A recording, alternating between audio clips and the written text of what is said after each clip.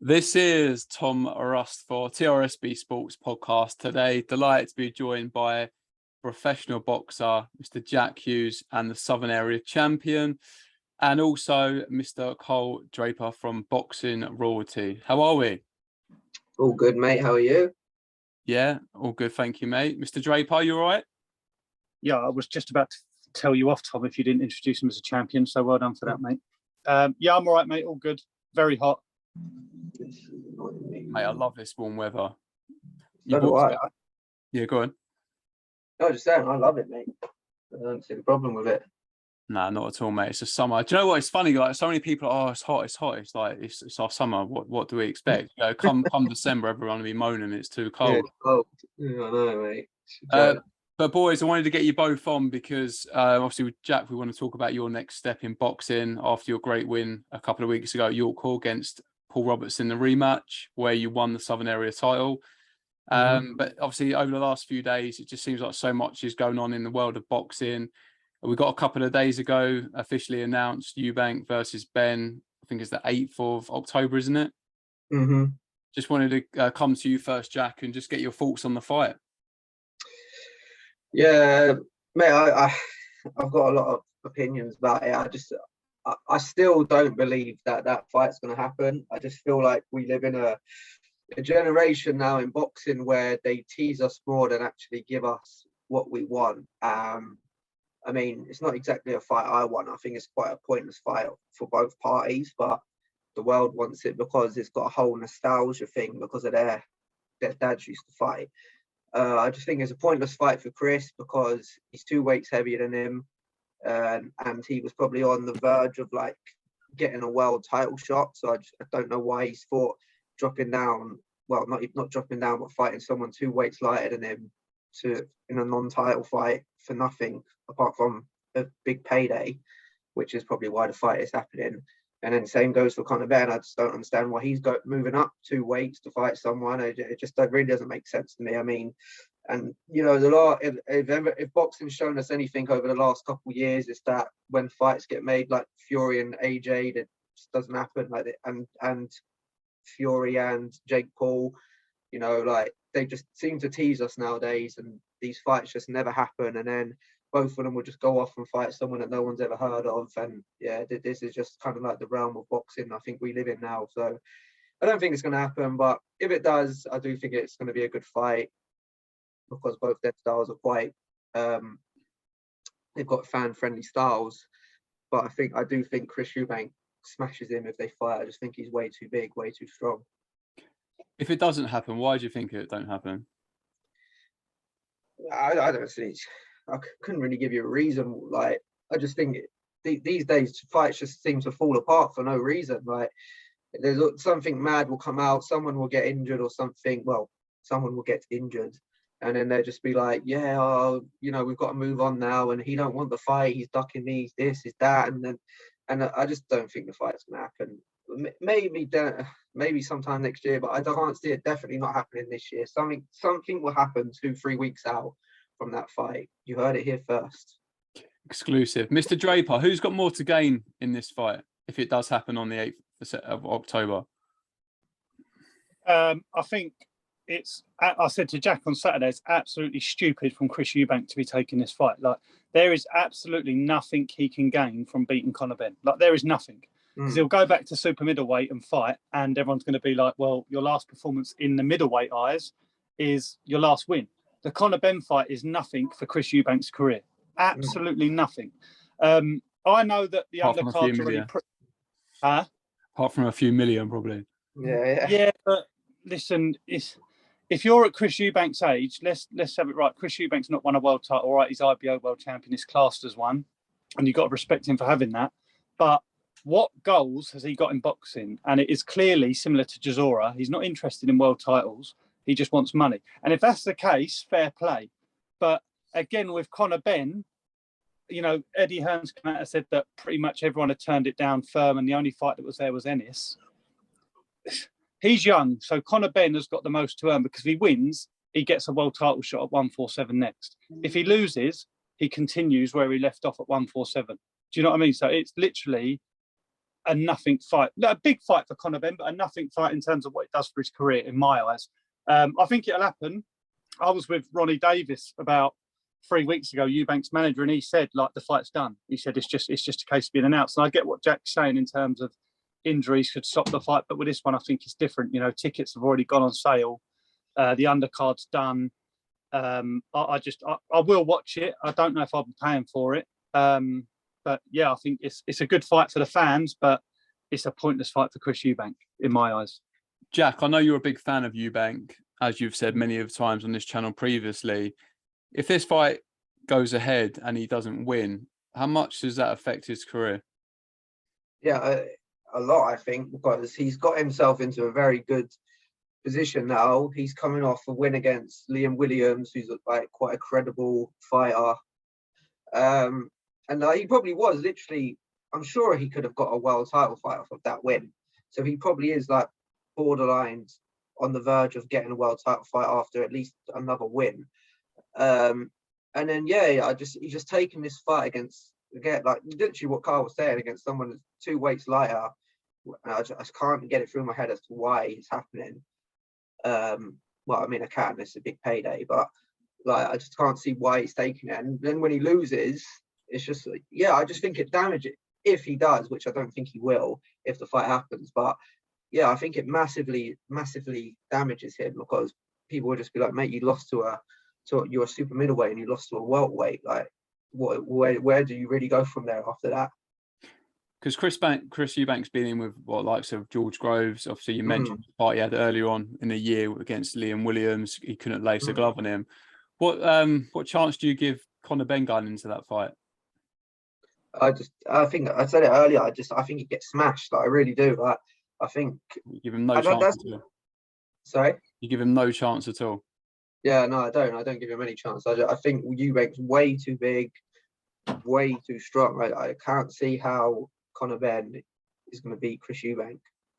Mr. Draper? I think if there's no rehydration clause, Conor Benn stops Chris Eubank inside 4 rounds, because Chris Eubank is trim at 164. How he's going to get down to 1.5? I've heard it's 157.5. How he's going to get that? And again, even his trainer or manager has said he can't make that weight healthy. So if there's no rehydration clause, Chris Eubank's fucked. He'll get hit to that body and he'll be down. But I have heard today that there's a 10-pound limit on what they can hydrate to, and if that's the case, you would have to say Conor Benn's in trouble. I can't stand Eubank, but if Eubank can get into that ring at 167, and Conor Benn will probably stay at 158, who knows? You've got to fancy Chris Eubank, but anything below 164, I fancy Conor Benn to knock him out. And putting all like the financial reasons to aside and all the other bits and pieces, the weight, the catch weight, etc., how excited are you for this fight? I'm buzzing. Like, I love Conor Benn. Yeah, that's known. Like, I think he's such a good fighter. I think he's shown right. Yes, he could have fought better people, but you can only fight what Eddie Hearn gives you. Yeah, and I just think if he beats Chris Eubank, he'll be up there in the top 5. Well, top 5 in Britain at any weight, because of the stardom that will bring him. But if Chris Eubank loses, he's done. What fight can he have? Let's have it right with Chris Eubank. Yeah, I'm going to get a bit, what's it called? I don't know the right word. Passionate. This geezer has only ever fought for a world title when he's had to. So he only fought George Groves in that Super Series. The only other fighter he's boxed is Liam Williams. Now, no disrespect to Liam Williams. I like Liam Williams, but he isn't probably on Chris Eubank's level. So Chris Eubank's only fight he's gone into as an underdog is arguably the George Groves fight. And the Yildirim Maidri, but look what he did to him. I can't stand him, mate. I think he talks shit. Yeah, there's been a lot of people that have come out and equally, agree with you, say they're excited, but they can't understand why Eubank's taking the fight, apart from financial reasons. For Conor Benn going into this, if he wins, he causes a big upset. If he loses, it's almost like, well, yeah, I was probably meant to lose anyway. So it seems like it's a win-win for him. But Carl, we know what Jack thinks. Jack thinks that Conor Benn's going to get smashed. I know it's a little way off yet. You may change a little bit closer to the time, but what are your feelings now and your prediction? Like I say, if there's a rehydration clause that goes above 164, I think Eubank will win. Anything below that, I think Ben will beat him. But you got to remember, Ben hits fucking hard. And that don't matter what weight you're at. If you get hit hard, I know Eubank can take a punch, but I just think, like I say, without the rehydration, Ben will beat him. With the rehydration, above 164, if Eubank walks in that ring above 164, he'll beat Conor Benn. But my heart's telling me Eubank will win. And not Eubank, Ben, sorry. I think Ben will win the fight. I really do. And Jack, you think he's going to get smashed? Yeah, he will get smashed. There's no way that Ben's winning this fight. It's just, I can't see how anyone. Even below 164, you don't see even 158. I don't see it. Eubank isn't stupid. He knows his body better than anyone, and I highly doubt him and his dad would let him take the fight if they knew that they couldn't do the weight properly. Well, it's interesting. I mean, like I say, I've spoke to people who have said they don't want Eubank in that fight at that weight. So we'll see what happens. Like I say, it'll be a good fight, and for 4 rounds they'll fucking pummel each other. But we'll see what the weight says and if it happens. Jack, before we move on and talk about other fights, for people that don't know that are watching this, tell us about your next move in boxing. Well, I've got a fight lined up on the 12th of November, and it's going to be my last professional boxing match. I'm going to retire after that. And any idea of an opponent, weight, what's going to be, at stake? I'm not cutting down to super fly. I'm probably going to be fighting at maybe super bantam and featherweight. There's no opponent announced yet. It's not going to be like a title defense or anything. It's just going to be. It's more of just like a goodbye fight for myself and everyone that's supported me throughout the years. It's not going to be like a hard fight like the Paul Roberts fights, the Ricky Little fights, and what you fighting Carl? Yeah, fighting Carl. Yeah, easy night's work. It is very easy night's work. It might have a little bit of reach, do you reckon? I'll jab his head off. But yeah, no, it's just a farewell fight, mate. So it's not going to be like nothing major.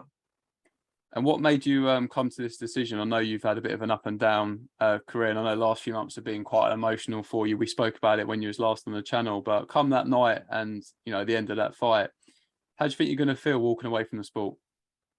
Yeah, mate, it'll definitely be emotional, mate. Like the whole journey really's been an emotional one.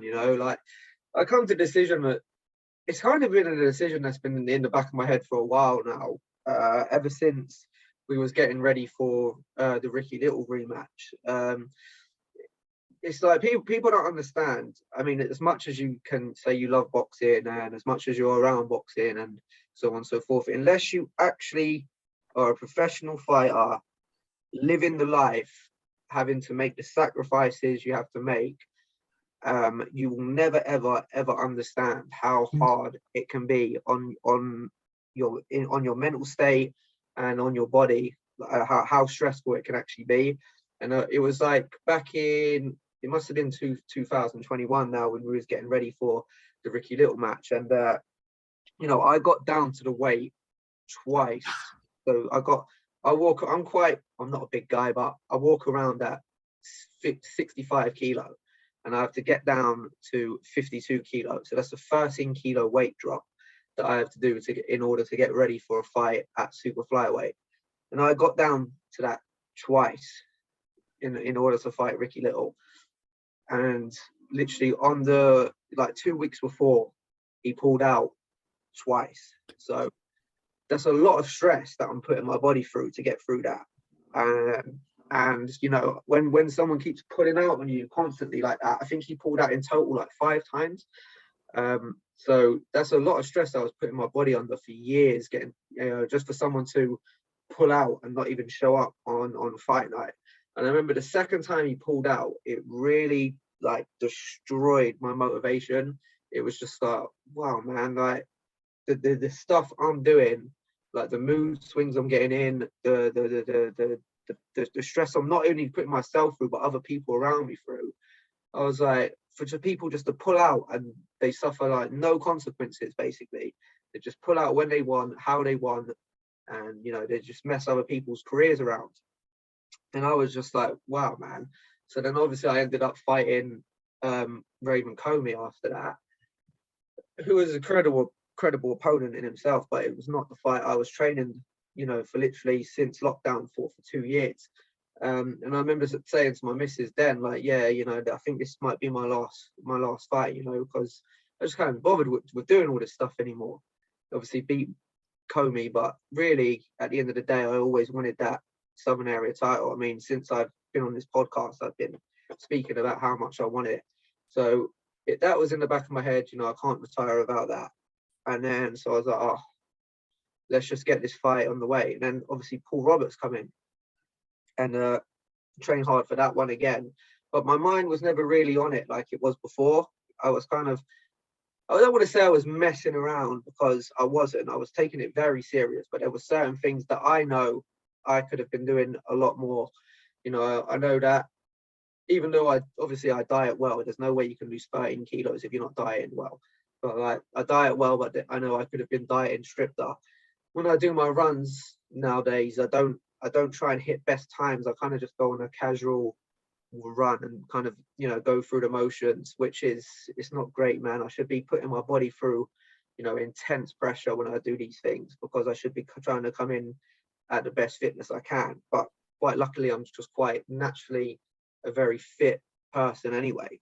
But things like that, I don't want to go into fights only giving 99%, So that was obviously a massive reason. And another one was like, I just didn't really like the person I was becoming in camp anymore. Like I was, going through mad mood swings. Like I was switching on my missus, bless her, all the time over the littlest things. Like I was just becoming a nasty person.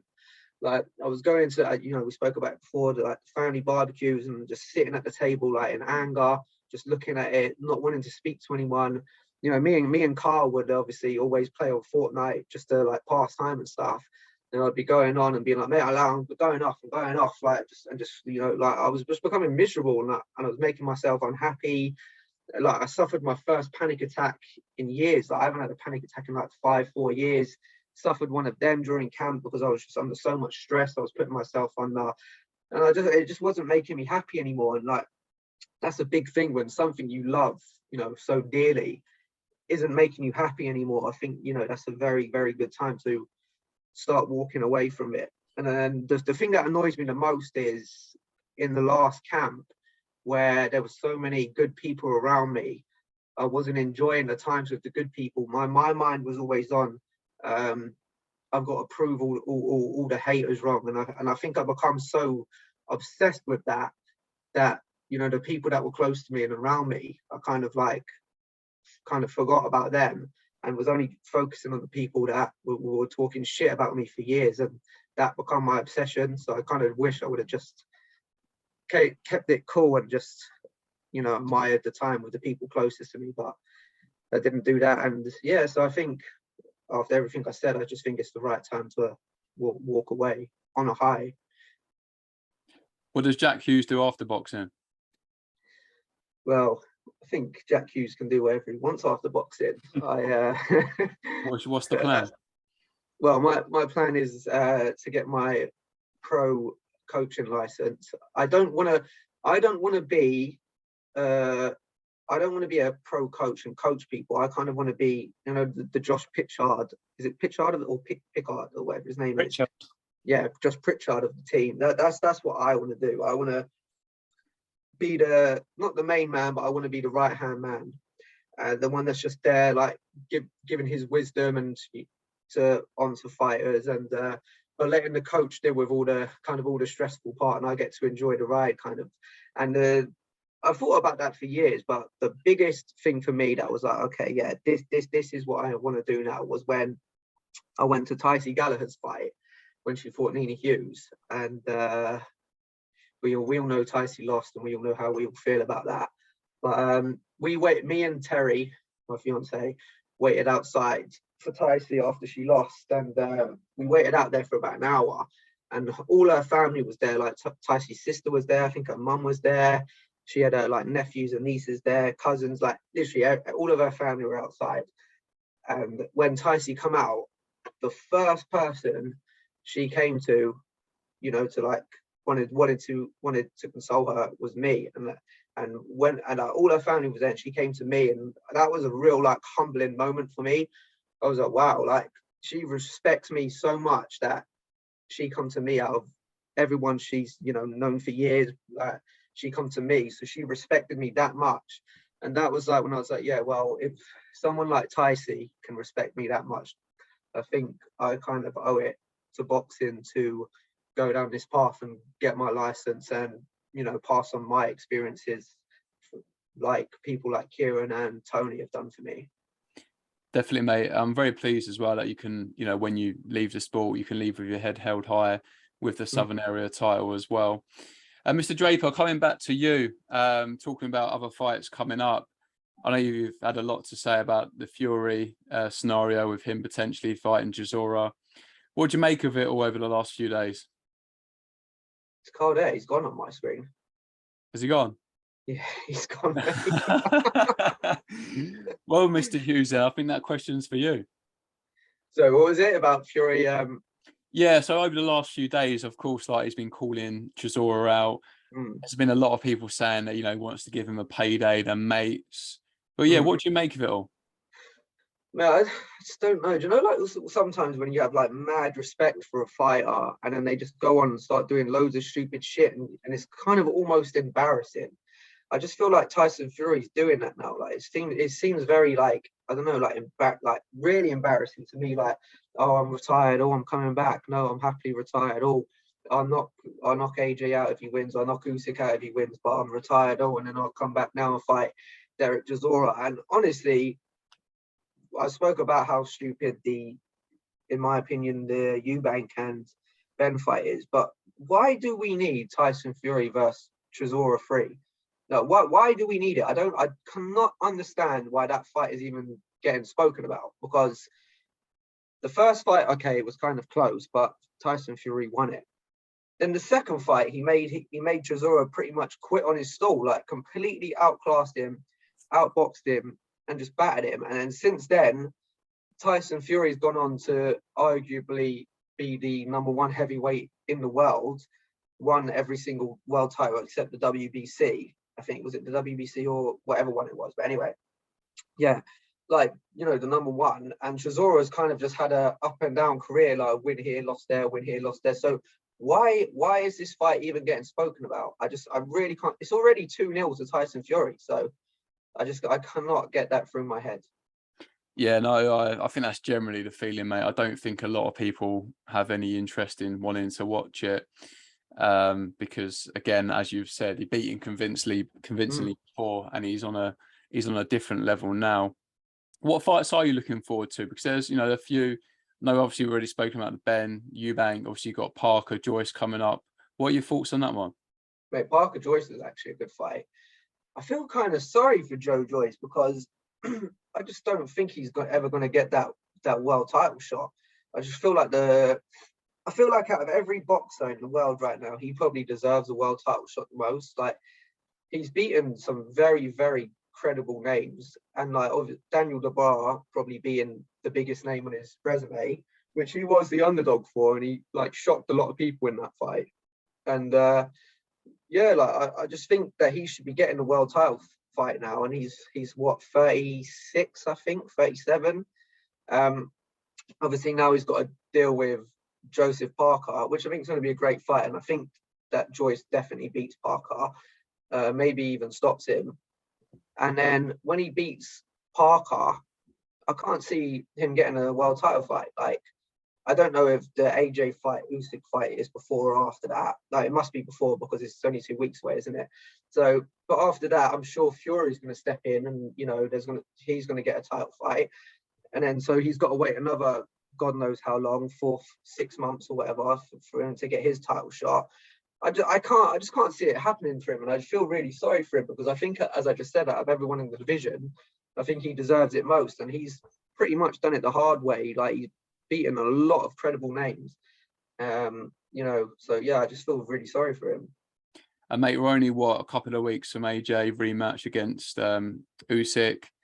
What are your thoughts on that? Do you think he can beat him in a rematch? Do you know what? The closer it's got to the fight, the more I'm starting to kind of believe in AJ. But I think it is a real 50-50 fight. I just think if AJ can get the game plan right, I believe he can do it. If he did what he should have done the first time, you know, smother him, make it hard for him, make it awkward, use his weight, like throw him around a little bit, he can beat him. Like we seen.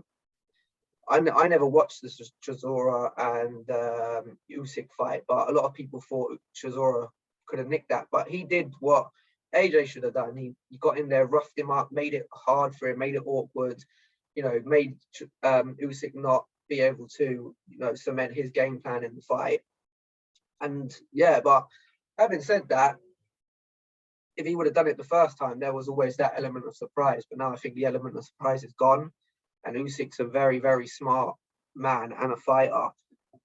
So yeah, it's a real interesting one for me. I'm gonna say Usyk just because I want Usyk to win. But yeah, it's a 50-50 one, man. What about the mental side as well? Now, you've just won your rematch, and of course, you didn't lose the first fight. It was a draw. Anthony Joshua's, you know, come fight night would have been out nearly a year with that defeat to think about. I know, of course, that he's done a lot of work in the gym to hopefully put things right come fight night. But what about the mental side of it? How hard is it to, you know, sit there and dwell on a defeat? Yeah, I mean, the mental side is very hard in boxing, which is one of the reasons why I don't want to do it anymore, because I can't be bothered with the mental battles in camp and so on. It's very, as I said, it's very stressful mentally, and it's very stressful on your body. So yeah, the mental side of it is very hard. And it's a good point, because I don't believe that AJ's a very mentally strong person. So that could actually have a real big effect on it. But with it's Danny Garcia's dad, isn't it, that's training him now. So I mean, you never know, but at the same time, having one fight camp with a trainer isn't ideal as well, because you never know if he's trying to change AJ's style a little bit, and if they have they had enough time to gel yet, being their first camp together. There's loads of things to go with it. But yeah, it's a very big thing, man, the mental side of boxing. It's a hard one. If Anthony Joshua is to win the rematch, in your opinion, how does he do it? Just basically how I said before, I think he needs to use his size, use his strength. He needs to make it awkward for him. He needs to put his weight down on him. He needs to throw him around, rough him up, because he is not going to beat Usyk in a boxing match like he thought he was the first time. You know, I just do not know who come up with that game plan and said to him, yeah, we're going to go in there and we're going to outbox one of the best technical boxers in the world right now. Don't know who come up with that game plan. The only way for AJ to win is to do that, is to lean on him, make it awkward, throw him around, rough him up, pretty much old man him, is the terms they use in boxing. Like that's how he wins it. And what do you make of the weight? Because I was listening to TalkSport earlier, and they had Spencer Oliver on there, and they were talking about the fight. And there's even the feeling that Usyk may even come in heavier than Joshua come fight night. Yeah, that's quite interesting, because I see that, but I don't think that will make much difference, because Usyk's he's not a small man, but for a heavyweight, he's a small man. So he can put on all the size he wants, but AJ's like 6'6" and just like, he's absolutely ripped. Like he's just an absolute, the words gone out of my head that I was just looking for them, but he's a massive man. Usyk's a big man, but he's not a massive man. So I don't think the weight will be that much. AJ should be physically stronger than him, no matter what weight Usyk comes in at. So yeah, I don't really think it will make that much difference. If anything, I think Usyk should come in lighter, because the best way for him to win is with speed and footwork and so on. So maybe that could actually play into AJ's hands. Yeah, in my opinion, when watching Anthony Joshua, I think his best performances have been against opponents that are quite robotic, you know, big, don't move too well. But like you were saying a couple of minutes ago, again, they were talking about on the radio earlier, and they were mentioning when Eddie Hearn was sort of saying, when you've got one of the smartest people in boxing, such a brilliant IQ, why would you want to go in there and try and outbox him? However, mate, it's only a couple of weeks away. I'm really looking forward to seeing it. But where does Anthony Joshua go if he doesn't win? To be honest, I just with AJ's fan base and the money he brings to boxing, I don't really think it's going to affect him that much, because he's one of them fighters that feel like he could lose another 6 fights, but people will still give him opportunities because he brings a lot of money to the sport. He's almost kind of like the Conor McGregor of boxing when it comes to money, because look how many fights Conor McGregor has lost in recent years, but he still gets the title fights, he still gets the big fights, because he brings the money to the table, and that's what everyone wants, really, isn't it? So I think if he loses, there's still massive fights out there for him. Like, who wouldn't want to see AJ Dylan White rematch? AJ Wilder, you know, there's so many options still out there for him, but it just depends on really what he wants to do next. How he, like, if he loses, does he really want to continue? It's all down to him, really. But I think there's still loads of options out there for him, even if he loses. Yeah, I think win, lose or draw, I think he's going to continue. I think, he's just signed with the zone, isn't he?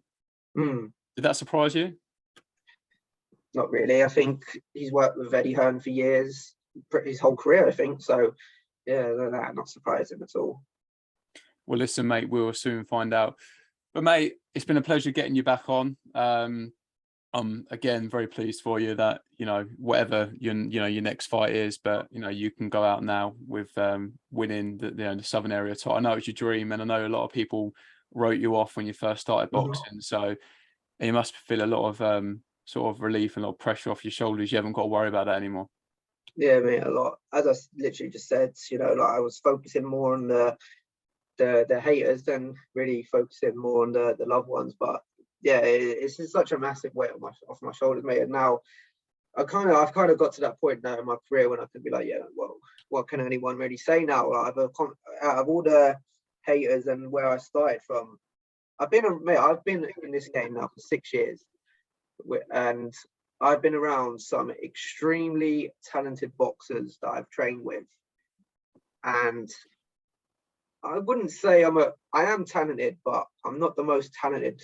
Well, I was never the most talented boxer in the gym, but I've achieved more than all these talented fighters. So it's kind of a bit surreal for me that I've got to where I am and done what I am. And I'm not sure if you even know, but me and Paul Roberts actually won Southern Area Title Fight of the Year as well.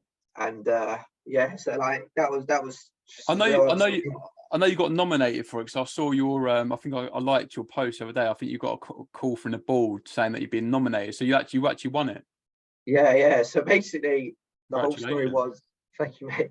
The whole story was, I was sitting at home one day, got a call from a man called Dennis, and he picked up. I was like, this is very weird. I've never had a call from the board. And he was like, oh, mate, it's just to let you know your fight is been nominated for Fight of the Year. And I was like, wow, that is incredible. And then today I messaged him again. I was like, hi, Dennis, I just want to know what fights I'm up for nomination against. And he called me back and he was like, oh, mate, I'm really sorry if there was any miscommunication between us last time. He's like, Jack, you haven't been nominated for Fight of the Year. He said, you've actually won Fight of the Year. So, yeah. Is there like an award thing you go to, or to?